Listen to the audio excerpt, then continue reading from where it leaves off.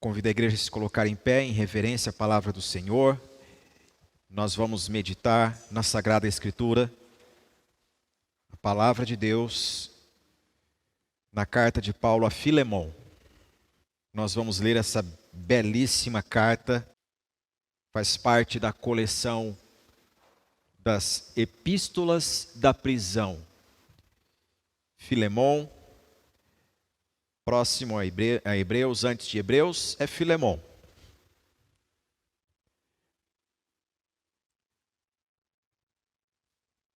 Assim nos diz a palavra do Senhor. Epístola de Paulo a Filemon. Paulo, prisioneiro de Cristo Jesus, e o irmão Timóteo, ao amado Filemon, também nosso colaborador, e à irmã Áfia e a Arquipo, nosso companheiro de lutas, e à igreja que está em tua casa, graça e paz a vós outros, da parte de Deus, nosso Pai, e do Senhor Jesus Cristo. Dou graças ao meu Deus, lembrando-me sempre de ti nas minhas orações, estando ciente do teu amor e da fé que tens para com o Senhor Jesus e todos os santos, para que a comunhão da tua fé se torne eficiente no pleno conhecimento de todo o bem que há em nós, para com Cristo. Pois, irmão, tive grande alegria e conforto no teu amor, porquanto o coração dos santos tem sido reanimado por teu intermédio. Pois bem, ainda que eu sinta plena liberdade em Cristo para te ordenar o que convém, prefiro todavia solicitar em nome do amor, sendo o que sou, Paulo, o velho, e agora até prisioneiro de Cristo Jesus. Sim, solicito-te em favor de meu filho Onésimo, que gerei entre algemas. Ele antes te foi inútil, atualmente, porém, é útil a ti e a mim. Eu te envio de volta em pessoa, quero dizer, o meu próprio coração. Eu queria conservá-lo comigo mesmo para, em teu lugar, me servir nas algemas que carrego por causa do Evangelho. Nada, porém, quis fazer sem o teu consentimento, para que a tua bondade não venha a ser como que por obrigação, mas de livre vontade. Pois acredito que ele veio a ser afastado de ti temporariamente, a fim de que o recebas para sempre. Não como escravo, antes muito acima de escravo, como irmão caríssimo, especialmente de mim, e com maior razão de ti, quer na carne, quer no Senhor. Se, portanto, me consideras companheiro, recebe-o como se fosse a mim mesmo. E se algum dano te fez, ou se te deve alguma coisa, lança tudo em minha conta. Eu, Paulo, de próprio punho, o escrevo. Eu pagarei, para não te alegar que também tu me deves a ti mesmo, até a ti mesmo. Sim, irmão, que eu receba de ti no Senhor este benefício. Reanima-me o coração em Cristo. Certo como estou da tua obediência, eu te escrevo, sabendo que farás mais do que estou pedindo. E ao mesmo tempo, prepara-me também pousada, pois espero que, por vossas orações, vos serei restituído. Saúdam-te Epáfras, prisioneiro comigo em Cristo Jesus, Marcos, Aristarco, Demas e Lucas, meus cooperadores. A graça do Senhor Jesus Cristo seja com o vosso espírito. Ó Espírito de Deus, nos submetemos a Ti, reverentemente, e pedimos a Ti misericórdia e graça, que o Senhor, ó Deus, aplique ao nosso coração a Tua palavra. Assim oramos, no nome santo de Jesus. Amém. A igreja pode se assentar, por gentileza.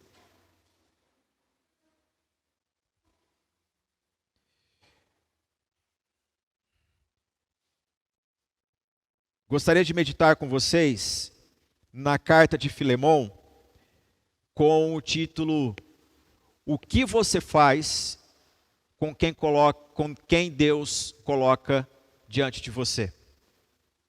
O que você faz com quem Deus coloca diante de você. Nós acabamos de ler um livro todo da Bíblia. É uma carta. Paulo escrevendo a Filemon. E as cartas, elas têm um peso especial, porque a pessoa que recebe, ela sente o teor e o objeto também transmite algo. De saber que este papel ou este pergaminho, esse material que se carrega, que tem em mãos, passou pela mão de quem está falando, já traz um peso especial. Eu me lembro que quando criança, eu ficava ávido por causa das cartas do meu avô.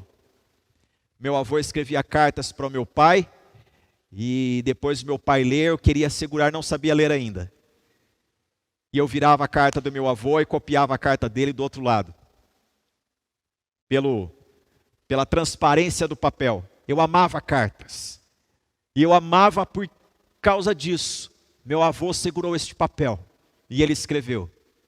Você já teve essa maravilhosa experiência também? De segurar um documento e dizer para si mesmo, como é especial esse documento? Pela mão de quem passou?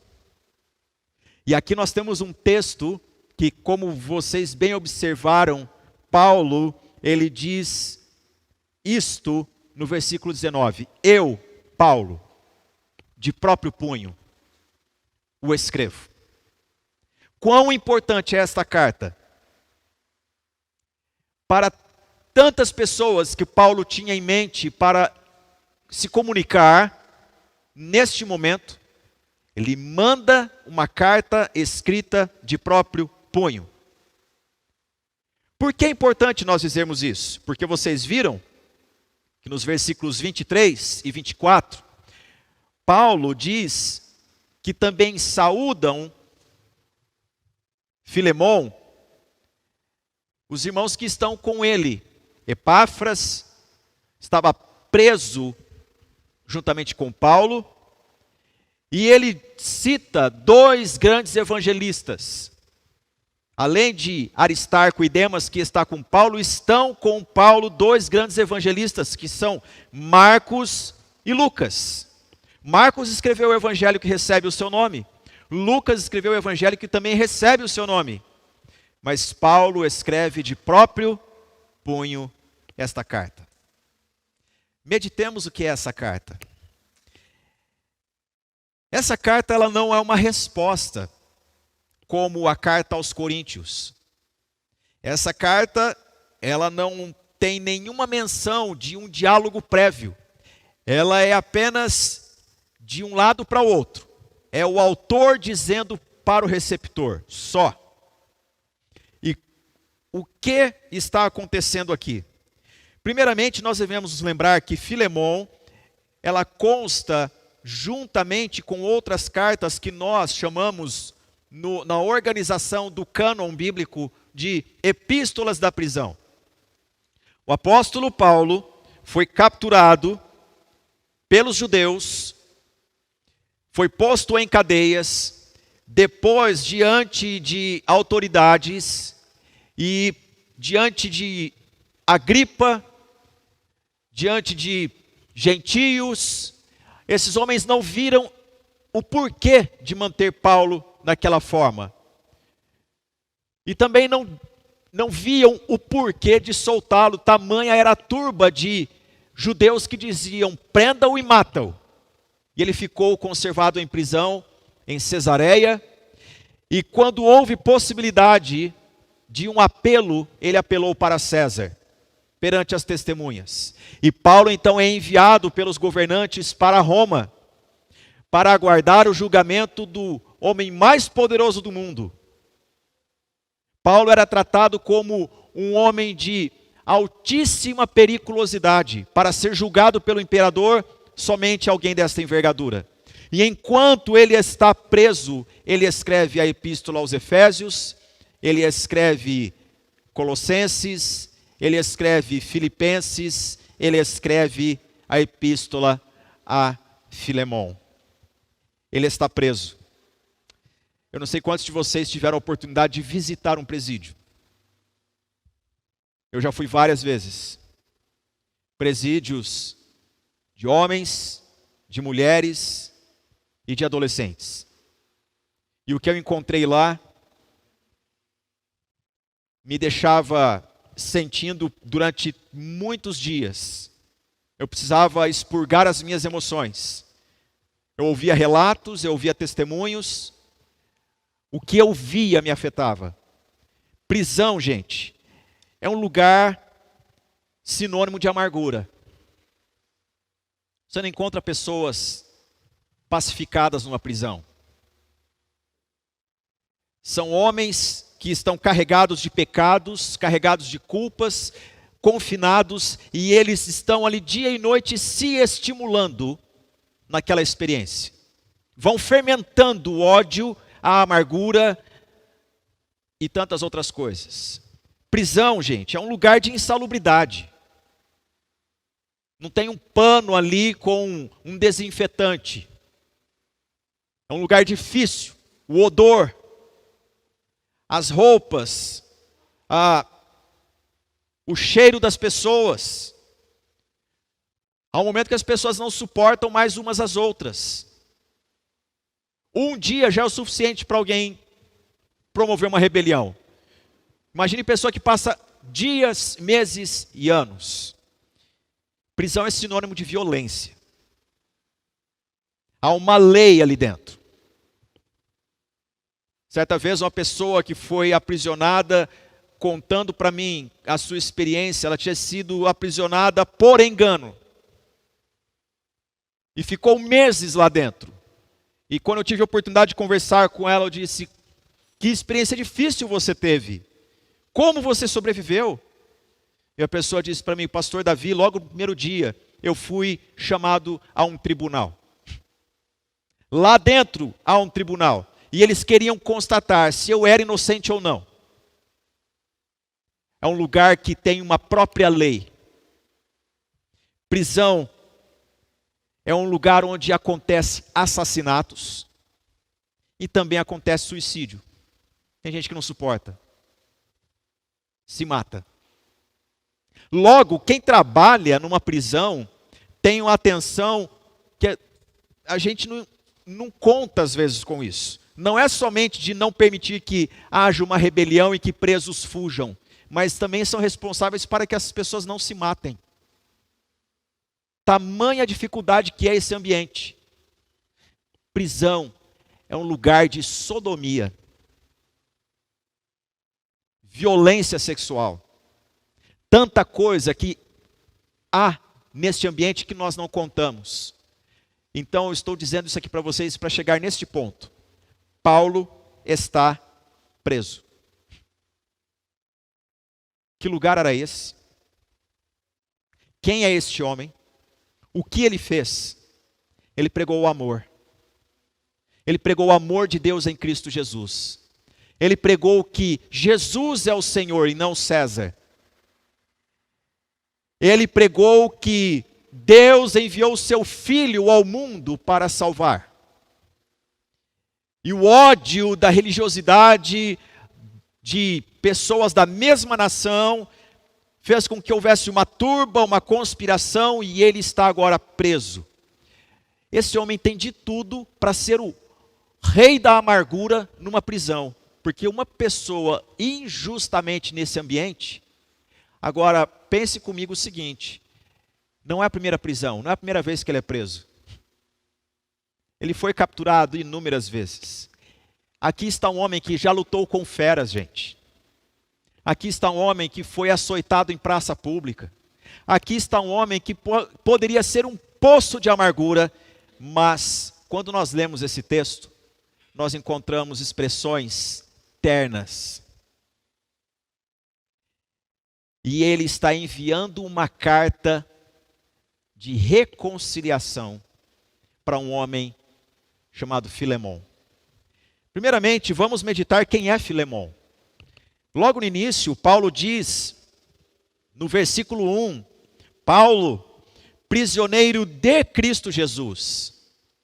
Antes de Paulo pensar que tudo aquilo que está acontecendo com ele é obra humana, ele sabe que Deus é soberano e Deus o colocou ali, na prisão. Então ele não diz, eu sou prisioneiro injustamente. Ele diz, sou prisioneiro de Cristo. Eu estou sob o poder do Rei dos Reis e do Senhor dos Senhores.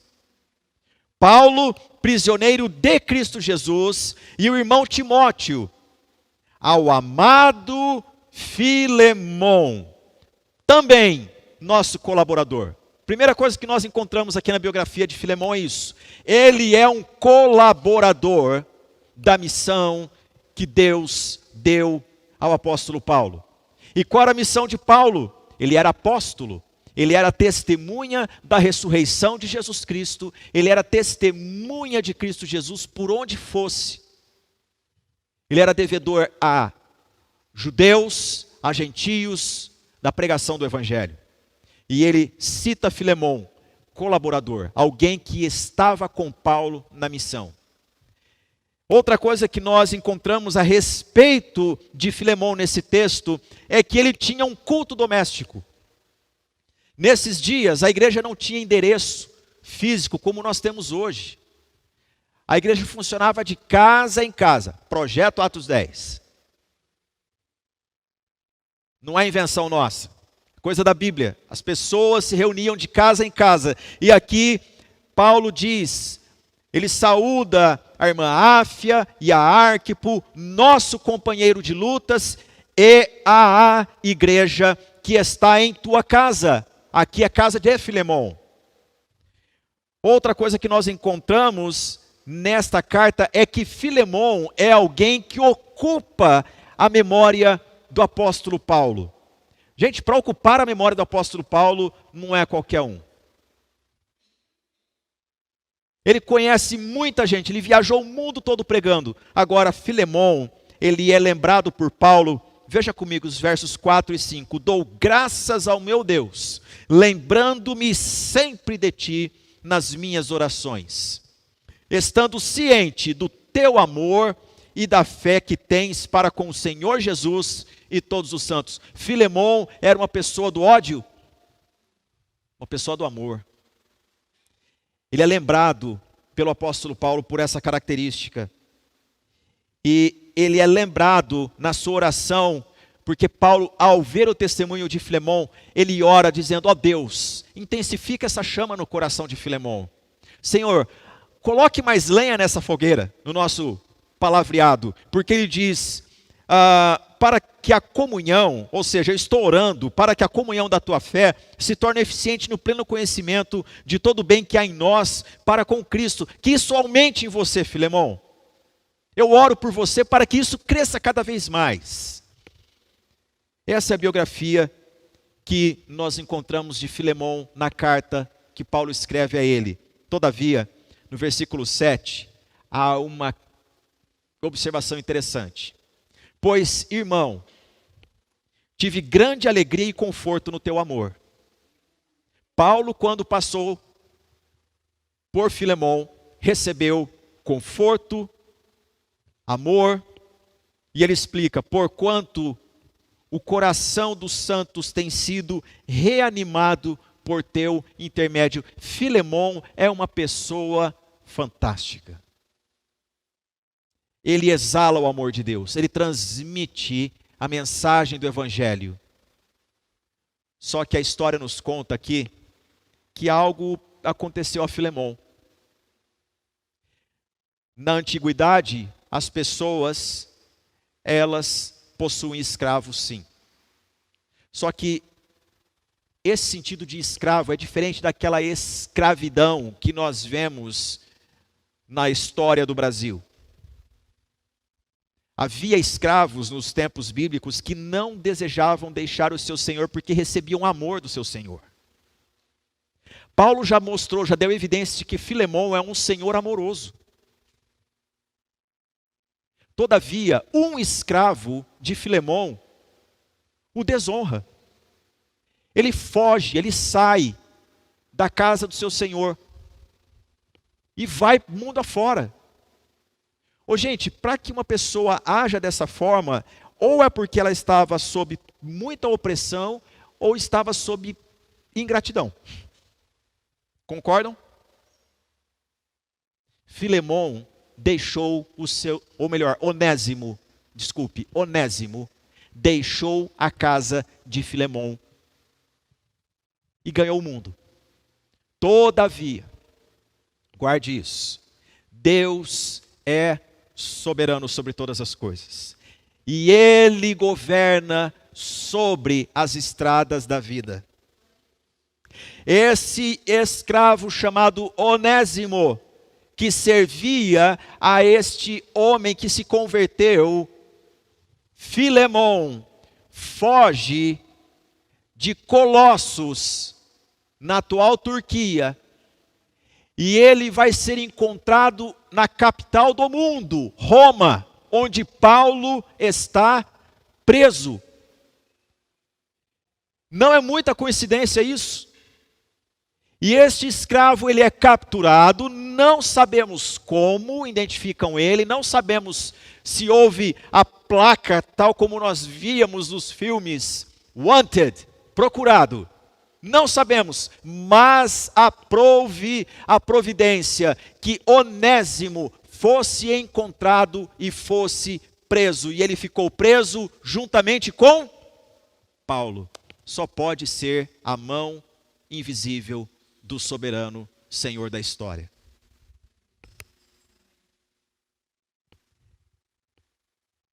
Quem é Onésimo? Onésimo significa benéfico. Olha que contraste, o significado do nome para a atitude desse homem.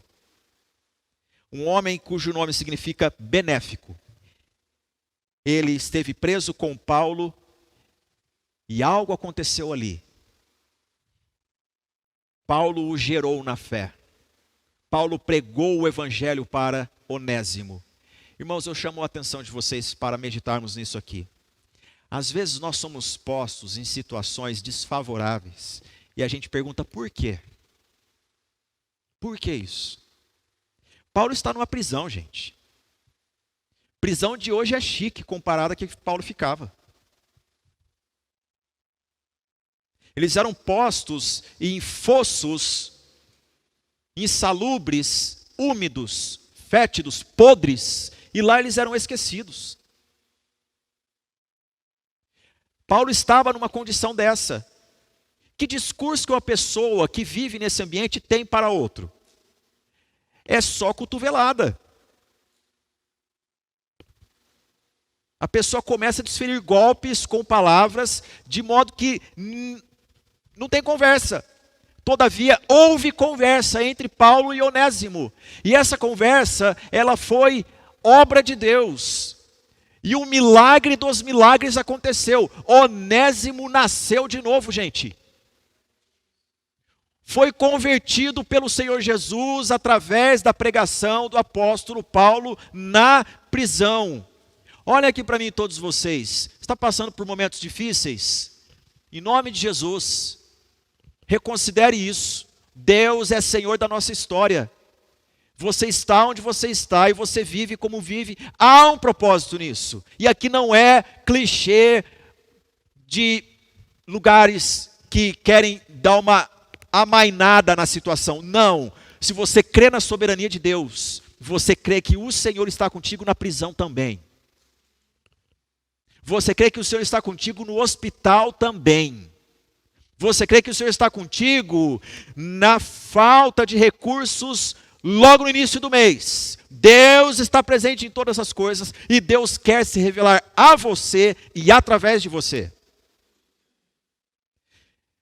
Onésimo, ele é convertido pelo Senhor na prisão, juntamente com Paulo. E então, Paulo envia uma carta para Filemão. E qual é o conteúdo dessa carta? Veja bem, Paulo ele declara que seria útil por causa da sua velhice, da sua condição física e da sua missão, se ele conservasse Onésimo com ele. Onésimo era útil para ele. Ele tinha ali consigo Epáfras, Marcos, Aristarco, Demas e Lucas. E ele olha para Onésimo e diz: esse cara é útil para mim. Se ele ficasse aqui, ele me ajudaria tanto, porque há tanto que fazer, há tanto que pregar, e eu tenho tanta coisa para compartilhar com ele. Esse moço pode sair pregando pelo mundo afora. Mas, gente, observe o seguinte: Onésimo, ele é convertido pelo Senhor através do ministério do apóstolo Paulo. Paulo está velho e eu quero forçar a sua imaginação aqui para traçar uma figura de Paulo. Porque se Paulo entrasse, se fosse possível uma máquina do tempo, e ele entrasse aqui agora, todos nós ficaríamos horrorizados de vê-lo. Porque Paulo do cinema é bonito demais, gente. Mas para Paulo, o homem que lutou com feras numa arena, um homem que passou fome, passou frio, foi dado como morto num apedrejamento, Paulo deveria andar mancando, sem um dente na boca, com o rosto desfigurado.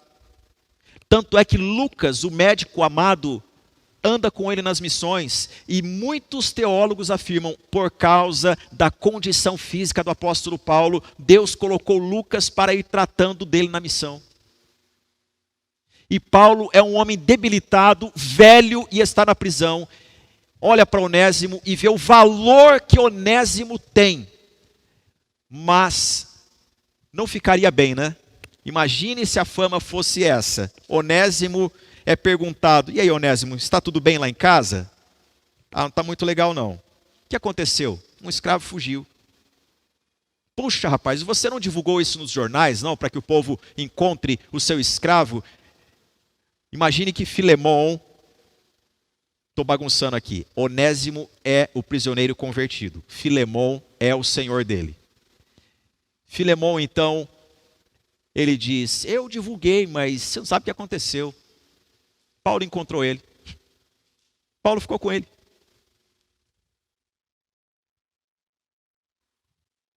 Naquele contexto, daria o que falar.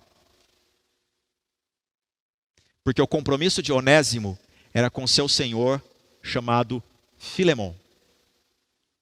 Gente, a nossa vida com Jesus não causa desordem na sociedade.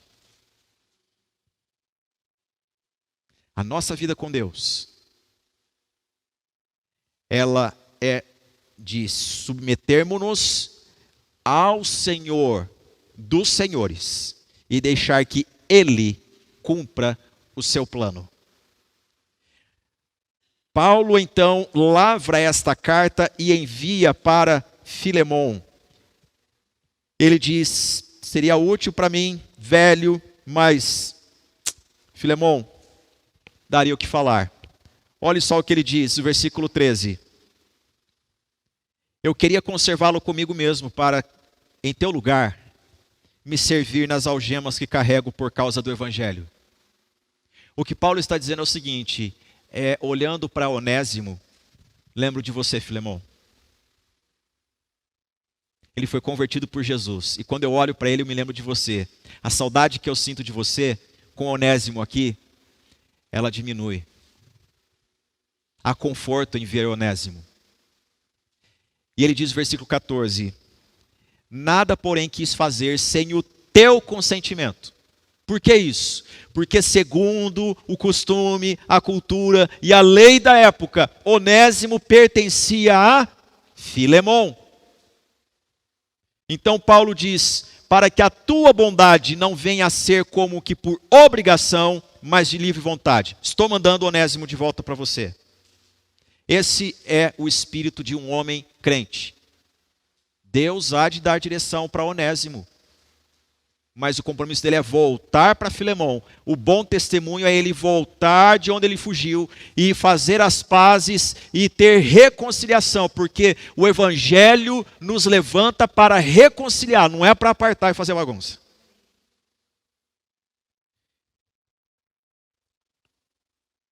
Algo aconteceu, versículo 15: pois acredito que ele veio a ser afastado de ti temporariamente. Temos um ponto cego, a Bíblia não nos diz como foi a saída de Onésimo da propriedade de Filemão.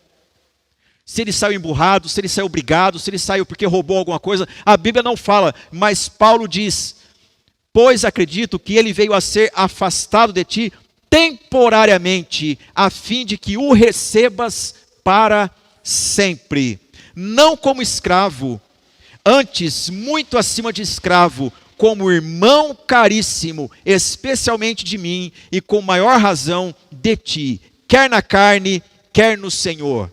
Paulo está dizendo: vamos tratar do passado de Onésimo, ok?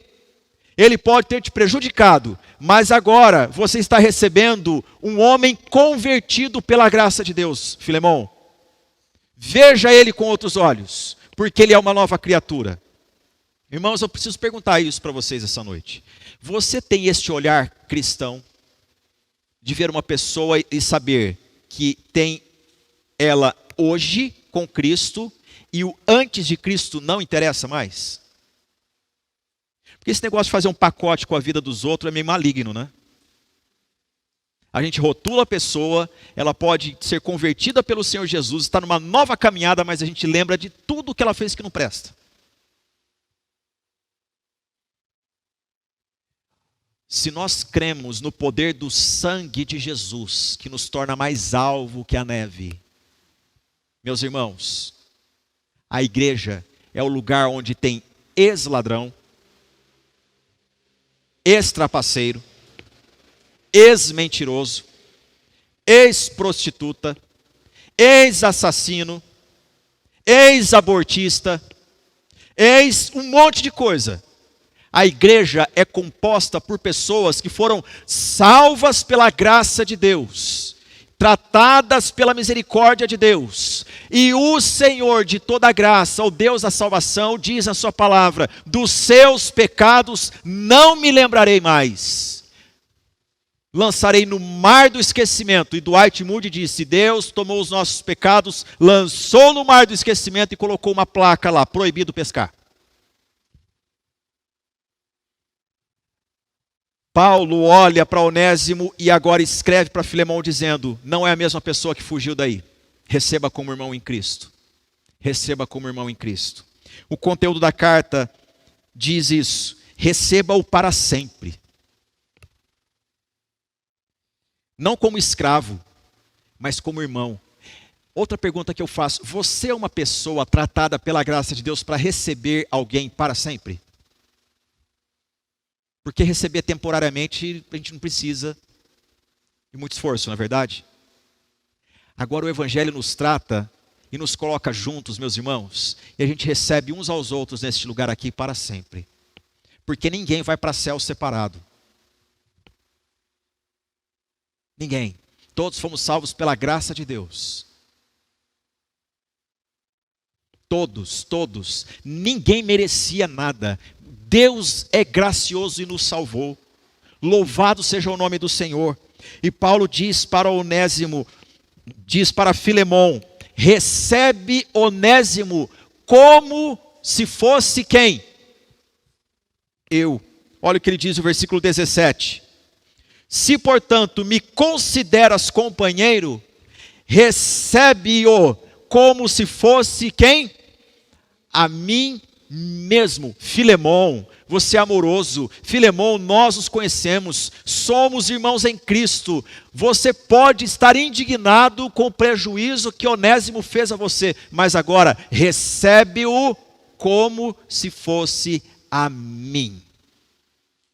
O Evangelho faz isso com a gente. Nós passamos a considerar o outro com este olhar.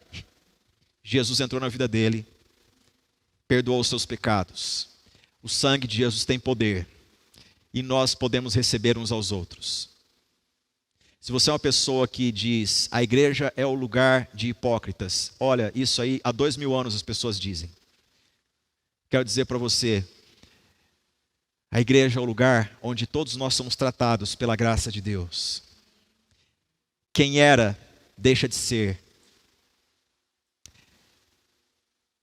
E é o Espírito Santo que purifica a igreja, não sou eu e não é você. Certa vez recebi uma mensagem por WhatsApp de uma pessoa, pastor, fiquei sabendo que fulano de tal está na igreja, só entra se ela sair. Disse, irmã, a senhora está enganada. Pessoa que não deveria estar lá, sou eu. Pecador, falho, carente da graça de Deus diariamente. Mas eu sou edificado na companhia de todos vocês, meus irmãos. E o Evangelho faz isso. Deus estava em Cristo reconciliando consigo mesmo o mundo todo, não imputando aos homens os seus pecados. Amai-vos uns aos outros não é discurso para nós, é fato, é vida. E ainda mais, no versículo 18, o conteúdo da carta, Paulo diz, se ele te deve, se ele te prejudicou, eu pago a conta. Eu pago a conta. Vamos lembrar de uma coisa aqui? É Paulo, velho, enfermo, preso, carente de atenção e cuidados, mas dele há uma chama, há um fervor santo, há um amor derramado da parte de Deus, que ele está decidido a pagar a conta de pessoa que ele nunca antes tinha visto. O Evangelho faz isso com a gente. A gente para de colocar cargas sobre os outros e a gente começa a tirar esses débitos da vida do outro. Vamos parar de colocar débito na vida do outro. Vamos resolver essa situação, Filemão. Se houver alguma coisa, recebe ele como a mim, ok? E se ele te deve alguma coisa, aqui estou eu, ponha na minha conta. Irmãos, essa pequena carta que Paulo escreveu a Filemão, ela me impacta, porque esse é o espírito do Evangelho. Nós não apenas ajudamos quem está carregando uma carga, nós também ajudamos aqueles que vêm como um cargueiro, e a gente decide aliviar o fardo dessas pessoas. E aí vem uma pergunta interessante. Como as cartas eram levadas? Alguém era contratado para levar de um lado para o outro. E Paulo envia por meio de quem? Onésimo. Ele lavra essa carta, coloca nas mãos de Onésimo, porque Onésimo foi liberto da prisão, e ele agora diz, volte para Filemão, o teu senhor, e dê bom testemunho. Prove que você foi livre pela graça de Deus. Reconcilia-te com Filemão, porque ele é teu irmão em Cristo Jesus. Volte, Onésimo, para a casa de Filemão. E o conteúdo, que poderia ser de um destilar de fel de amargura, é uma carta amorosa de um velho apóstolo dizendo, eu amo este meu irmão, ame-o também, eu estou enviando ele de volta para você. Quando nós lemos isso, meus irmãos, Paulo disse no versículo de número 10, solicito-te em favor de meu filho Onésimo. Em favor de, que gerei entre algemas, que gerei entre algemas.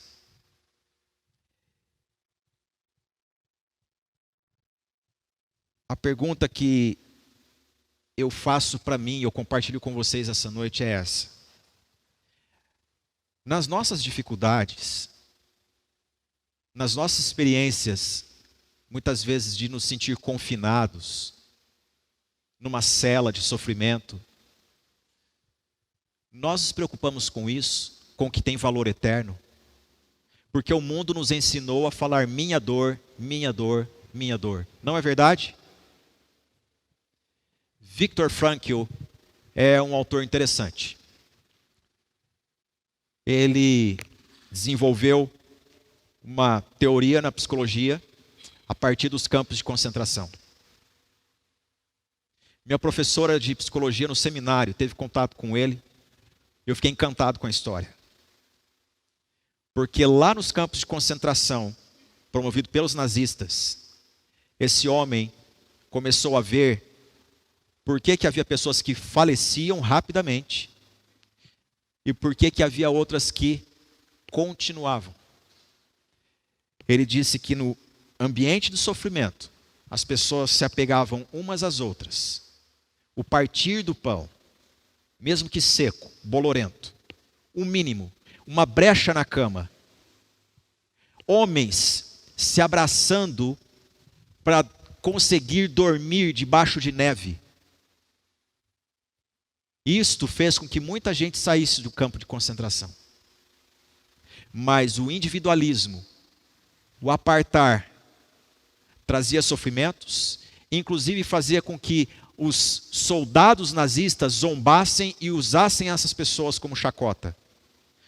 Mas ele disse que aquelas pessoas que partiam o pão umas com as outras, às vezes a pessoa começava a chorar e não tinha como, mas as pessoas se preocupavam em consolar. Era um choro chorando com outro choro. Pessoas assim se mantinham em pé. E o interessante é que ele mesmo praticou isso no campo de concentração. E certa vez ele veio ao Brasil dar uma palestra. E enquanto ele estava dando a palestra, uma senhora idosa levantou-se lá no meio e parou a palestra. Era a irmã dele. Era a irmã dele. Não teve palestra. E ele disse: no Brasil eu vim encontrar minha irmã. Ela disse: eu nunca me esqueci de você. Nunca me esqueci de você. Sabe o que Paulo está dizendo para Filemão? Filemão, nunca me esqueci de você. Paulo é um homem que traz à lembrança aquilo que é virtuoso na vida de uma pessoa. A vida no Evangelho. A vida no Evangelho. E agora este filho que ele gerou em algemas, ele olha e diz: vai ser virtuoso ele voltar para Filemão e dar provas da sua conversão também. Vai confortar a família de Filemão.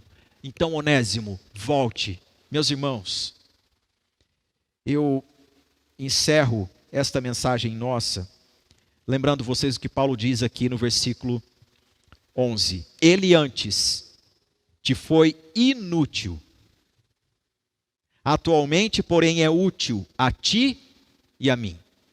O nome Onésimo significa benéfico. E Paulo faz um trocadilho na língua grega com as palavras Crestos e Acrestos. Ele diz: ele te foi inútil, agora ele é útil. Certa vez eu li do escritor russo Dostoiévski a seguinte expressão: se você desejar destruir uma pessoa, comece dizendo a ela que ela é inútil. Você começa a matar ela de dentro para fora, cada vez que disser isso. E é verdade. Porque o senso de inutilidade faz a pessoa desistir. O que você faz com as pessoas que passam diante de você? O que você faz com as pessoas que Deus coloca diante de você? Paulo poderia dizer: não era para estar nessa prisão, mas ele diz: porque eu estou aqui, porque eu sou prisioneiro de Cristo, não de Roma. Foi Jesus que me colocou aqui. Tem um propósito na minha estada aqui. E por isso eu prego o Evangelho. Gerou Onésimo nas suas algemas. Você está ferido? Você está vivendo uma prisão? Você está numa situação desconfortável? Deus é soberano, você crê nisso mesmo? Então, vamos mudar a forma de pensar. José na cadeia, Deus o usou para interpretar sonhos. José na cadeia, o carcereiro deu as chaves da prisão na mão do prisioneiro, que era José. Tamanha confiança que tinha nesse homem. Irmãos, o Evangelho faz isso conosco. E agora, vejam só, versículo 12. Eu te envio de volta em pessoa. Quero dizer, o meu coração. Você age de acordo com o seu coração. E o seu coração pode enviar pessoas ou aprisioná-las. E o seu coração pode enviar pessoas transformadas ou não. A pergunta é, o que você faz com quem passa por você? Porque você é chamado de crente, você é chamado de evangélico, você é chamado de uma pessoa que conhece a Jesus, conhece a Deus. Então, qualquer pessoa que passar por você, alguma coisa pode acontecer. Deus é soberano e Ele faz com que essas sendas, esses caminhos, passem por você. Atos dos Apóstolos nos ensina isso, que o eunuco, alto oficial da rainha, Candace, estava voltando de Jerusalém para a Etiópia, e o Senhor falou a Filipe, corra e acompanha esse carro. Quantas estradas havia, quantos caminhos, quantas pessoas para ouvir a mensagem do Evangelho, mas Deus escolheu a Filipe para pregar para aquele homem, o eunuco, naquela estrada. Você crê na soberania de Deus? Então lembre-se disso. Onésimo pode ser gerado. Onésimo pode ser gerado. Onésimo pode ser o teu filho. Onésimo pode ser teu marido. Onésimo pode ser tua esposa.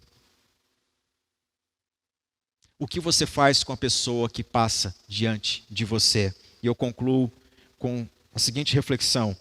O nosso sofrimento, meus irmãos, ele nos desperta para o que realmente importa. E o que importa é a eternidade. É a eternidade. Nós precisamos revisitar o nosso comportamento e ver pessoas com antes de Cristo e depois de Cristo. Porque Paulo assim via. Paulo conheceu Onésimo antes de Cristo, mas Paulo enviou Onésimo para a casa de Filemon depois de Cristo. As pessoas não eram mais as mesmas quando se encontravam com Paulo. E ele disse, sede meus imitadores, como também eu sou de Cristo. Nós somos pessoas oportunas ou oportunistas? Porque Paulo poderia dizer, é um escravo fujão, fica aqui comigo, ninguém vai saber. Isso é oportunismo. Agora a pessoa oportuna, ela sabe que ela tem uma missão, Deus a colocou ali para uma missão. Essa é a diferença. E essa noite gostaria de orar com vocês, que o Senhor também tocou o coração, e estão com esta doce inquietação dentro de si. Eu preciso mudar. Eu preciso ser uma pessoa que quem passar por mim se lembre de Jesus, que me libertou das cadeias infernais, verdadeiramente, que me deu a melhor notícia de todos os tempos. Eu tive uma experiência ontem maravilhosa. Eu, num momento de dificuldade, eu compartilhei algo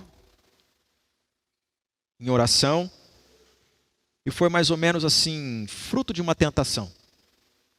Dr. Russell Shedd dizia que quando vem uns pensamentos meio bobos na nossa cabeça, o nome disso é seta do maligno. E a gente passa coisas que vocês não fazem ideia. E veio assim um pensamento.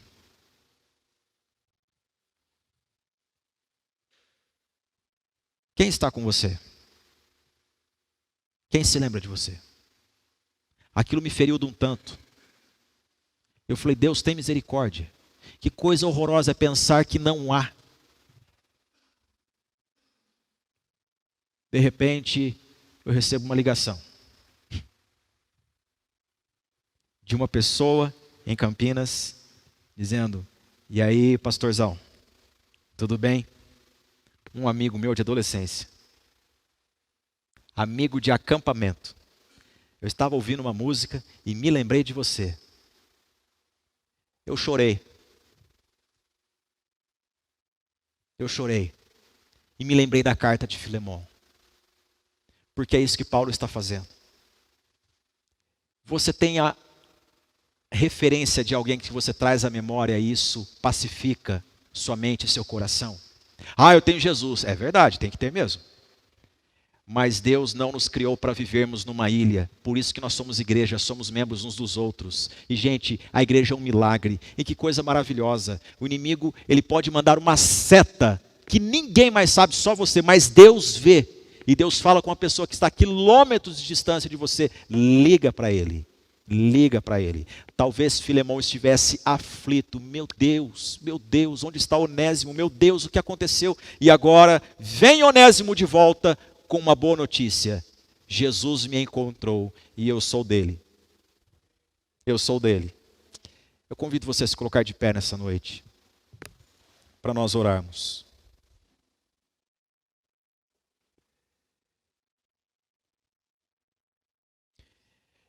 Eu quero incentivar você a orar com um propósito essa noite. Primeiramente, orar reconhecendo que você está onde está, porque Deus é quem Ele é. Paulo estava preso injustamente, mas ele diz, não sou prisioneiro de César, não sou prisioneiro dos homens, sou de Cristo. E ele ainda encerra a carta de Filemão dizendo, continuem orando aí e prepare pouso, hein? Eu ainda vou visitar sua casa, hein, Filemão? Eu vou ser liberto, hein, Filemão? Prepare meu cantinho aí. Você realmente crê que Deus é soberano na sua vida? Renda-se, renda-se, renda-se. A segunda reflexão que eu trago essa noite para nós orarmos é saber o seguinte: não existe nada mais precioso na vida do que ganhar almas. Seu trabalho fica aqui. Mas a expressão de misericórdia de você apresentar Cristo a uma pessoa, isso é por toda a eternidade. Toda a eternidade. Invista em pessoas. Invista em Onésimo. Mande carta para Filemão. Irmãos, eu convido vocês a orarem essa noite, dizendo, ó Deus, ajuda-me, para que quem passar por mim saia livre. Onésimo passou por Paulo e ele saiu liberto pelo poder do Evangelho. Que sejamos instrumentos de Deus onde estamos. Oremos. Senhor, bendizemos o Teu nome por Tua palavra, que é rica, que é eficaz, que é oportuna. Senhor, que alegria ver o fluir da Tua graça. Paulo, nos seus últimos momentos de vida, gerando filhos na fé, pelo poder do Evangelho de Jesus Cristo.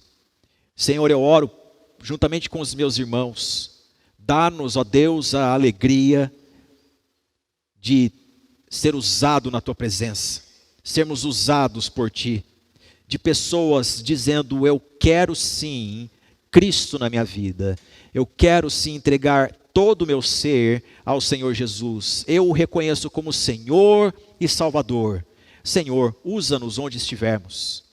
Se porventura no nosso meio alguém sofrendo, ó Deus, que essa pessoa entenda que Tu és soberano de fato, e o Senhor passa conosco as nossas aflições. Ó Deus, ajude-nos a sermos instrumentos do Senhor, que quem passar por nós seja livre pelo poder do Evangelho. Assim oramos no nome de Jesus. Amém.